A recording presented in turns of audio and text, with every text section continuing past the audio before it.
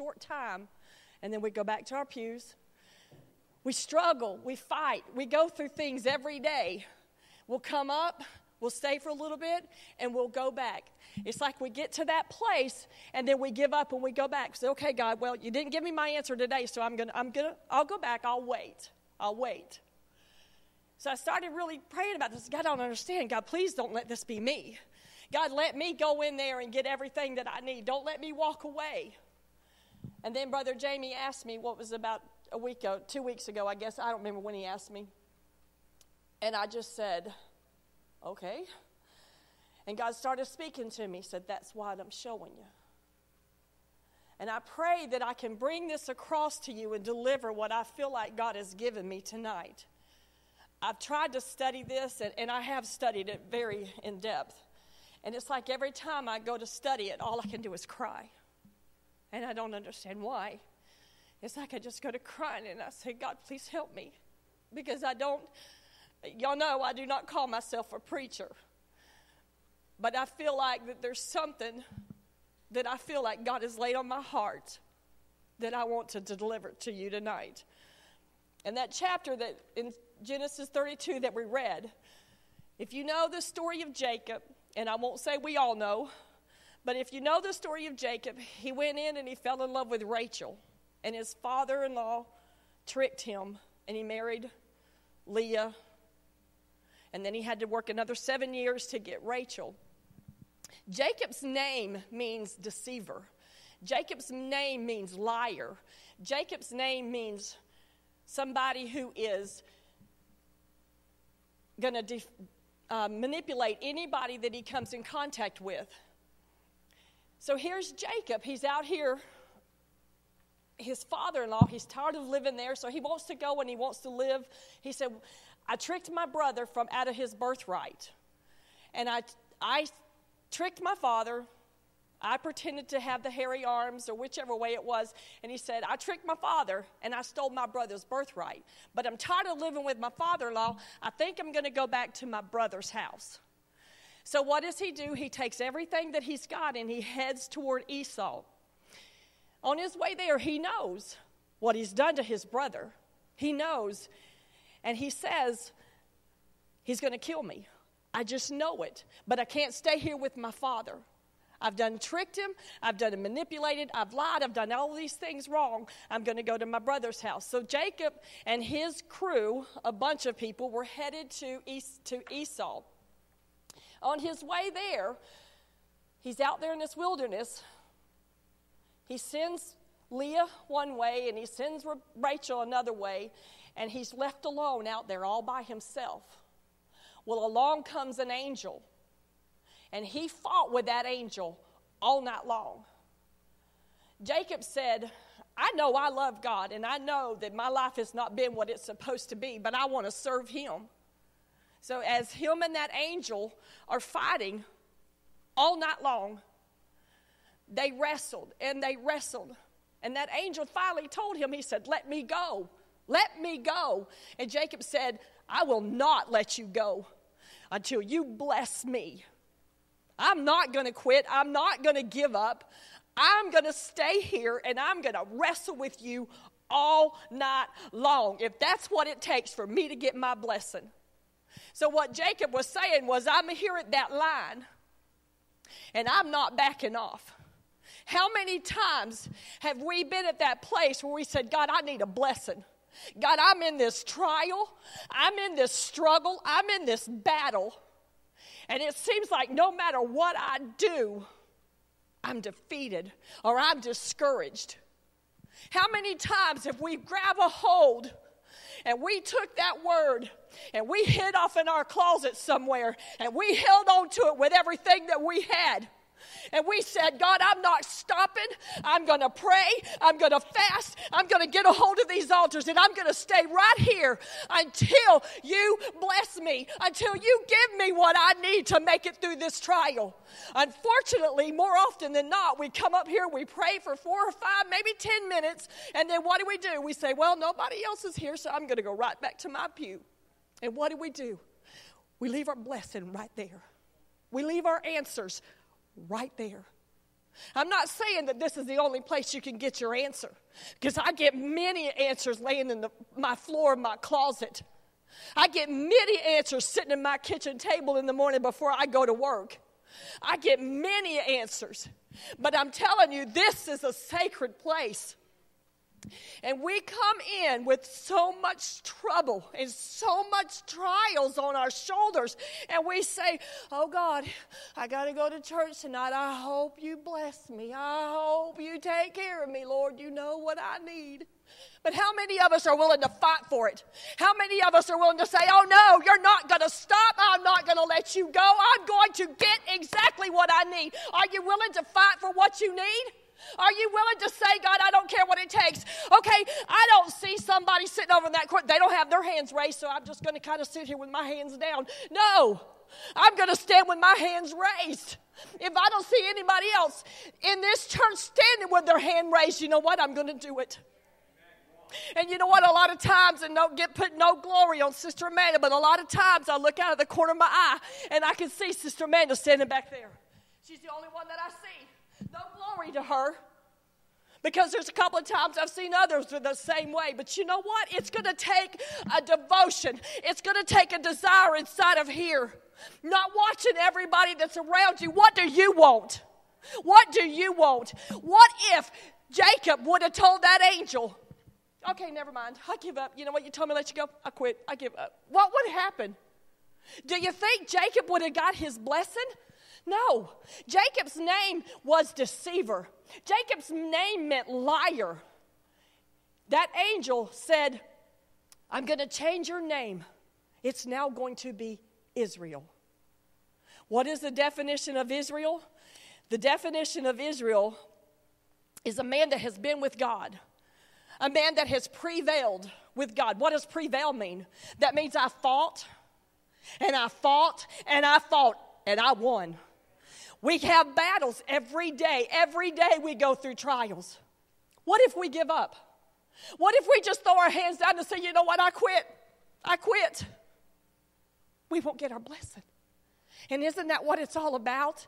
It's a blessing. It's a blessing. And I tell you what, I don't know about y'all, but I am determined. I'm going to hold on. And I'm going to get my blessing. I'm going to get my revelation, because you know what? I have to have what God has for me. I cannot make it in this world, and neither can you unless we have that blessing from Him.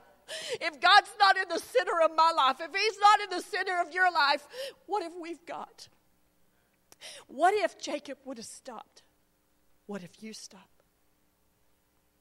What if you say, I don't have to go to church tonight. It's okay. It's just Wednesday night. There's only a handful of people that come to church anyway. What if? What if you don't come to church on Sunday night? What if you don't pray? What if you don't read His Word? What if you don't bury your face into this and say, God, teach me? What if? I can promise you this much.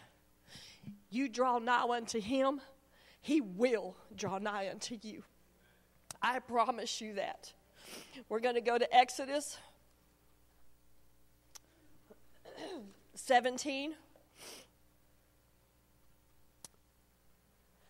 It says, and it came to pass when Moses held up his hand that Israel prevailed, and when he let down his hand, Amalek prevailed.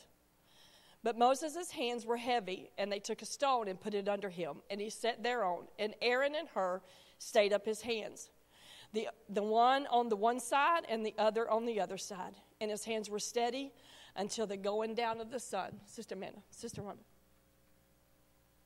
When I was studying this out, I got to thinking about it. You know, we're not in this together. It's not a battle where I'm in this all by myself. I don't have to come up to these altars. And I don't have to say, God, I'm all alone. I don't have anybody else to carry my load. I've got sisters here. I've got family out here that love me. And if I'm struggling, and I'm standing there and I say, okay, God, I got my hands raised. I'm good, God. I'm holding this line. I'm right where I need to be. But God, it's so hard. I'm so tired. Oh, God, I'm just weak. Grab my arm, please. Listen, God. And then what do? I feel the Shekinah glory come through my sisters as they hold up my arms. And they say, no, we're in this together, my sister. We're not going to let you go down. We're going to fight, and we're going to help you hold that line no matter what happens. Because you know what? We're 2 or 3 together. There he is in the midst. And you know what? I get tired, and I'm like, God, I'm so tired. I'm so weak, and I go down, and what do? They say, oh, no. We're not going to let the devil win. We're going to hold you up. We're going to hold you up. And here they are holding me up. And what can I do? I can make it. Because you know what? When Moses' arms were raised up, what were they doing? They were everyone winning that battle, correct? Not just Moses. It wasn't just Moses winning that battle. Who was winning that battle? Every single one in his army. Amalek was not winning. But as soon as Moses started letting down his arms, what happened? They started losing. They were not together anymore. And he said, oh no, look, I got the victory. I'm right here and I'm not going to go. And what do you think those people in that army thought about Moses? They looked at him and they said, oh, the battle's hard, Moses. It's hard. You don't understand how hard we're fighting. You don't understand what it's like. But they look up on that hill and they see Moses with his arms raised, and they see Aaron and Hur standing right beside him, and they said, oh, if he can stand up there, I can fight on. And that's what we have to do. We have to fight on. Brother Jamie gets up here, and we ought to be holding up his arms. We ought to be standing there right beside him, holding up his arms, saying, fight on, Brother Jamie. You fight on. Because you know what? He doesn't just do it all by himself. He's fighting for every one of us. He's fighting for the battle that we're going through every single day of our life. Thank you, ladies. And as we stand up here, and Moses was fighting that battle, and he said, no, I'm not going to let my people go. I'm not going to let them. I have fought to get them out of Egypt land. You know what Moses could have said? Why bother? You know what? When you read all about that, and you listen to it, if you listen to the whole thing, Moses went into Pharaoh time and time again, telling, let my people go, let my people go. And plague after plague after plague went on those people. And guess what God did? Finally, Pharaoh said, get them out of here. Take every one of them and go. So they're out there in the middle of that wilderness, and they're fighting for their very life. But what do they start doing? Jesus gives them the manna. Jesus gives them everything they need to make it through. What do? They gripe. They complain. What does it matter? I'm just going to complain. You know what? God, I don't only want you to give me the manna. I want you to deliver it to my tent and place it in front of me and make it perfect. Don't make it too raw. Don't make it through this. Don't make it too hard. I want it perfect. No, that's not the way God works. They suffered in that wilderness. I'm sure they did. But you know what? All they could think about was, let us go back to Egypt. Let us go back there where, well, you know what? Let's just go back there. It's not as hard as it is right here. But there stood Moses. Even though those people grumbled and griped and complained, there he stood with his hands up. I'll stand for my people. I'll stand for them. What if Moses would have said, forget it? I don't want to do it. I'm done. Throw down that rod, and he could have walked away. Just like you and I can. We could throw it down, walk out of this church, and never walk back in again. What if? I dare say I wouldn't want to be in your shoes. I can tell you that. Moses fought for his people. The story is they won that battle. You know why? Because they were a team. Moses, Aaron, and Hur, I believe, from the divine ordinance of God, stood up there on that hill with their arms raised. And Aaron and Hur holding up his arms. You ever try to hold up somebody's arms when they're tired? It gets hard. But that's what we're supposed to do. We're supposed to hold each other up.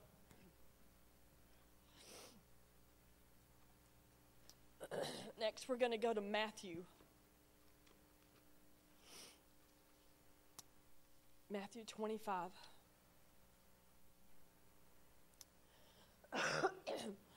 And 5 of them were wise. We're talking about the virgins. And 5 of them were wise, and 5 were foolish. They that were foolish took their lamps, and took no oil with them. But the wise took oil in their vessels with their lamps. While the bridegroom tarried, they all slumbered and slept. And at midnight there was a cry made, Behold, the bridegroom cometh, go ye out to meet him. Then all those virgins arose and trimmed their lamps. And the foolish said unto the wise, Give us of your oil, for our lamps are gone out. But the wise answered, saying, Not so, lest there not be enough for us and you. But go ye rather to them that sell, and buy for yourselves. And while they went to buy, the bridegroom came, and they that were ready went in with him to the marriage, and the door was shut. Afterward came also the other virgins, saying, Lord, Lord, open to us. But he answered and said, Verily I say unto you, I know you not. Watch therefore, for you know neither the day nor the hour wherein the Son of the Man cometh. What if they all had full vessels? What if every one of them would have had their vessels full, and that cry came out, the bridegroom's coming, every one of them would have went in. Every one of them. Had they all been watching, had they all been waiting, had they all been saying, God's coming, he's coming, I know he's coming, he's coming, he's coming. I'm praying, I'm fasting, I'm doing everything that I'm supposed to do. I know he's coming. I'm keeping this vessel clean. I'm keeping this vessel full of oil. And that bridegroom would have came, there would have been no question. Everyone would have went. What if your oil is full? Where's your oil at? When you think about your own vessel, when you think about if God's looking down on you thinking, I need that oil, will you have enough to make it through a day? Will you have enough to make it through the week? I'd say not. It takes a day by day by day by day. We have to get into this word every day. We have to fill up every single day. I've been so busy. I'm not going to lie to you. I've been so busy. Not here recently, but in the past, I've been so busy. I get up so early and I go to work. Have to be there at 4:15 in the morning. I do my job. I come home. We have the kids. We have schoolwork to do. Well, then I go to bed between 6:30 and 7 o'clock at night every day. So guess what happens? By the time that time comes, I'm just like dragging, falling into the bed because I'm tired. And I have slid away from getting in the Word. I've not prayed. I've listened to my music. I listened to preaching, but I haven't got on there on a personal level. Just me and him. That's where you get it at. It's not just listening to preaching or just listening to music. You got to have that one-on-one with him, because if you don't have that, you're not going to get it. You've got to have this vessel full. I would do that, and I'd come to church, and I'd stand up here and I'd try to sing, and I'm like, God, I don't understand. Why don't I feel you? I don't understand. I don't feel you the way that I should. You got to be like, hey, dummy, where you been? I ain't seen you all week, and you want to show up here on Sunday morning and sing and think I'm just going to show up? No, it takes more than that. We got to get into his word. We got to seek him every day, not just every Sunday, not just every Wednesday. I'm talking, we got to get in his word. If we don't, I guarantee you, when that bridegroom blows, when that trumpet sounds, we're going to be left. We're going to be left. What if we're left behind?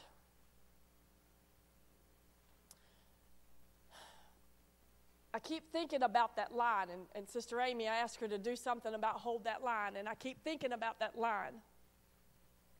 And I told Sister Amy, I said, I keep going back and forth. Hold that line, what if? Hold that line, what if?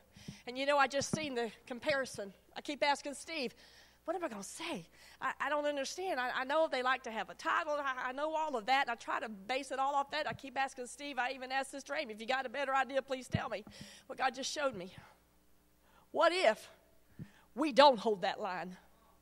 What if Sunday after Sunday after Sunday you come here and you get up and you walk out, but you don't hold that line? Because I tell you what, no matter what, this is the line. And this old girl wants to stay right here. I don't want to be out there. I don't want to look over that way. I don't want to look that way. I want to be right here. This is what I want.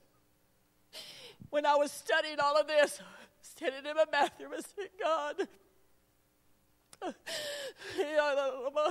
I just want you in me. I want right here. I don't want to go over there, because you know what happens if you're not careful when you come in and you get saved. You feel the best. How many remembers the night you got saved or the day you got saved? Man, it was amazing. You stand right there next to that line. If you're not careful, little by little, you're going to start walking. And if you're not careful, you're going to be headed this way, farther and farther away from that line. God's still up there. But you know what? I want to be so close that I could feel the warmth of his breath whenever he whispers to me. I want to be so close that when the trials get so hard, whenever everything is pounding down on top of me, that I can literally just lay my head on his chest and I can feel those arms around me. That's what I want. I want to be able to crawl up into his hands and say, oh, Father, I need you. But you know what? If I'm out here and he whispers my name, am I going to hear it? If he whispers, will I hear his name? Maybe not. If I'm way out here and I need him, I say, oh, Jesus, I know you're there, and I know I need you. But God, I got all these other things in between me and you right now. I need to get it cleaned up first, and then I'll come back. But sometimes, you know what? It's not that. You need it that fast. Sometimes you have to call on his name in a split second. You have to call on his name. I don't want to be out here and have to call his name and him say, well, you know what, Mary? What about? What about? What about that? I can't think of anything. What about that dirty book you looked at? Or what about that evil thought that you had? Or what about that slide of the tongue that you had when you spoke very angrily at somebody? Oh, God, forgive me, I'm sorry. But God, I need you now. I want my oil filled now. I don't want to have to go out and buy the oil. I want it now. I want to stay so close to him that at any moment, he's right there, and I can feel him next to me right there. That's exactly what I want. In 2 Chronicles, and this one kind of threw me for a loop whenever I was studying it out. I can't see. In 2 Chronicles 7:14, it says, if my people, which are called by my name, shall humble themselves and pray, and seek my face, and turn from their wicked ways, then will I hear from heaven, and will forgive their sin, and will heal their land. When I was studying that, the thought crossed my mind. It says, if my people, which are called by my name, shall humble themselves and pray and seek my face and turn from their wicked ways.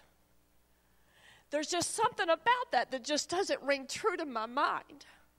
My people, wicked ways, in the same verse. I don't understand that. I don't understand. God, how can it be your people, but wicked ways? God, I don't understand. If I'm his child, I should want to be just like him. Isn't that the meaning of a Christian? To be Christ-like.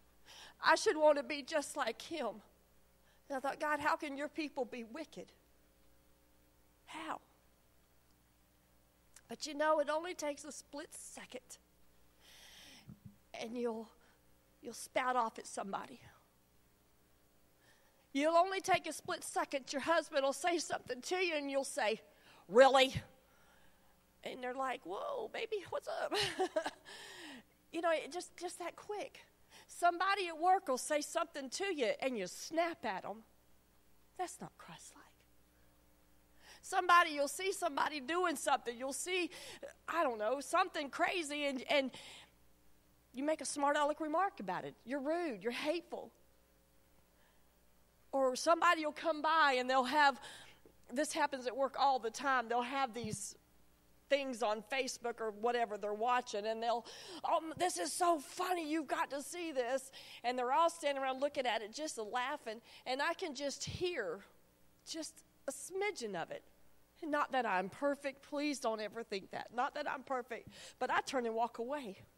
Because you know what? If you're not careful, that little funny ha-ha that everybody's looking at on Facebook, okay, yeah, they may think it's funny, and if you allow yourself, you're going to sit there and you're going to watch it, and you may even laugh too.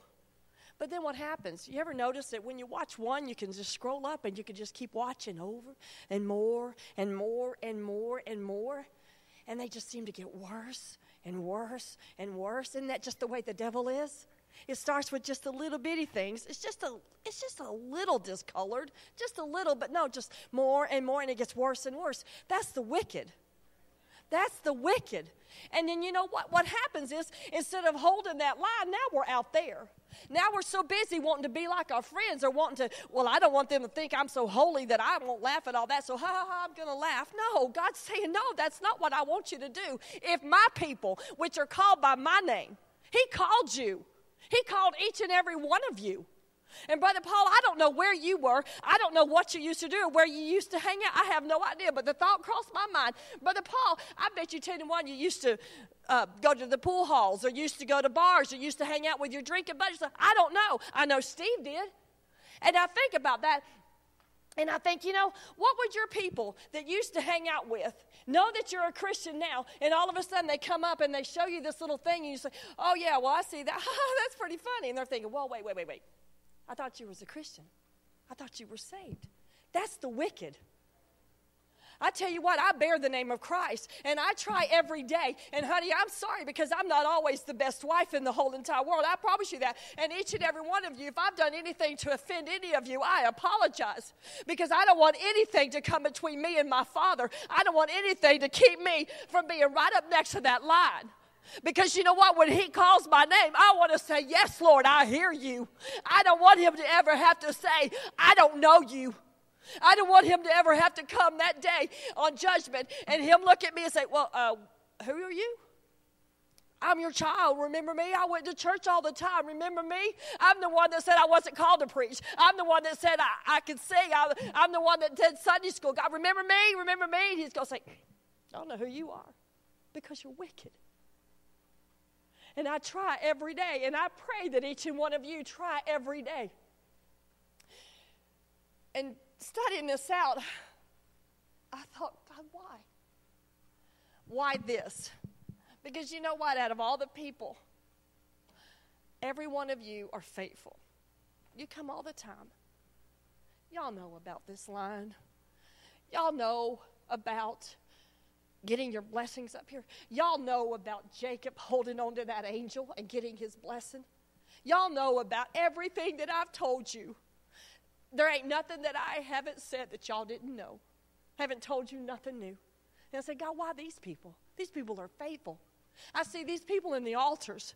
I see these people doing everything they can to stay close to you. I see these people coming up here and doing everything they can, Father, to stay right up next to that line. God, why this?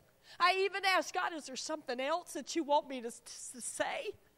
It's something else. There's got to be something else. You know, I mean, surely there's God's going to bless you, God's this or God's that. I couldn't get away from it. And every time I would sit down and I'd go to read it, I was at home tonight before I was trying to get ready to come. And I was in the bathroom and I was studying it. I was reading it. And tears were just flowing. I want us, everyone, to be ready to go.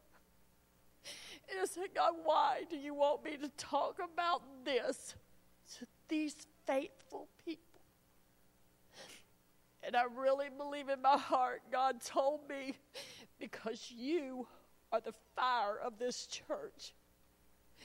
If each one of you let it down, if each one of you walk out, what are those that don't come on a regular basis going to do? What are they going to do? If they don't see Sister Gilda sitting at that piano, if they don't see Sister Pat up here leading the singing, or Sister Rhonda up here singing, or see Sister Amanda back there with all of those kids, if they don't see it, what are they going to do? If they don't see Sister Mosley walking in with her walker, if they don't see Sister Amy or Brother Paul, if they don't see you here, what are they going to do? You are the fire. And you've got to keep that fire burning.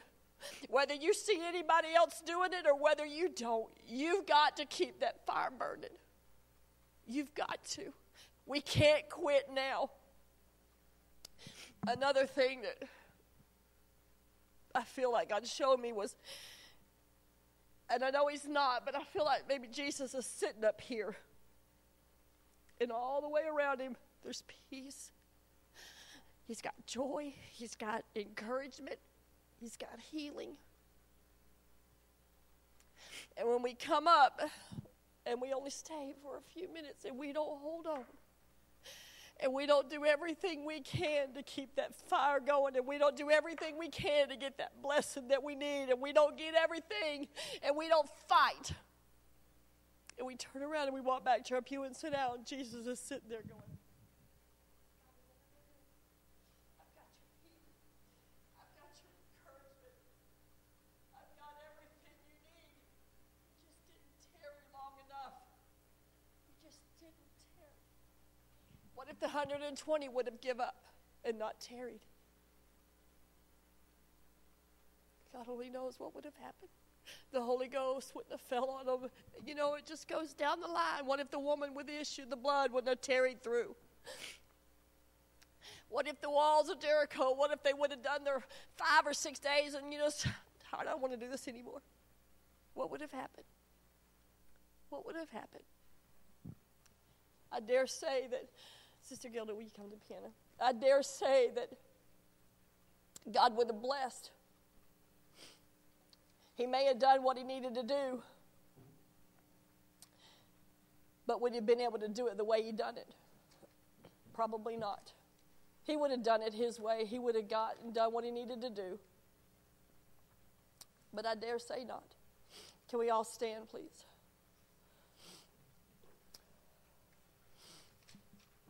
I pray that something that I've said has rung true to your mind. And I pray that something will cause you to want to dig in and get what God has for you. Because you know what? It has to start with you. The fire of the Middleburg Church of God, it starts with each and every one of us. Each and every one of us. If I don't come up here and pray, doesn't mean anything to you. If I don't see you come up here and pray, but you know what? We got to fight together. We got to fight together.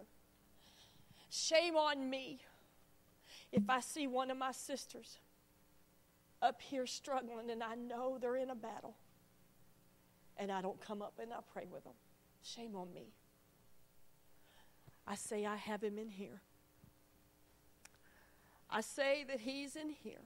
Shame on me. Shame on you. If you see somebody struggling and you don't come up and you don't have to say much. You really don't have to say anything. Just lay your hand on them and say, God, help them. God bless them. God, you know what they're going through. I don't. And I pray that your what ifs will turn you to him. Because what if you don't? What if you don't? I've said it before, and I'll say it again, and I'll say it until the day they close the coffin in my face.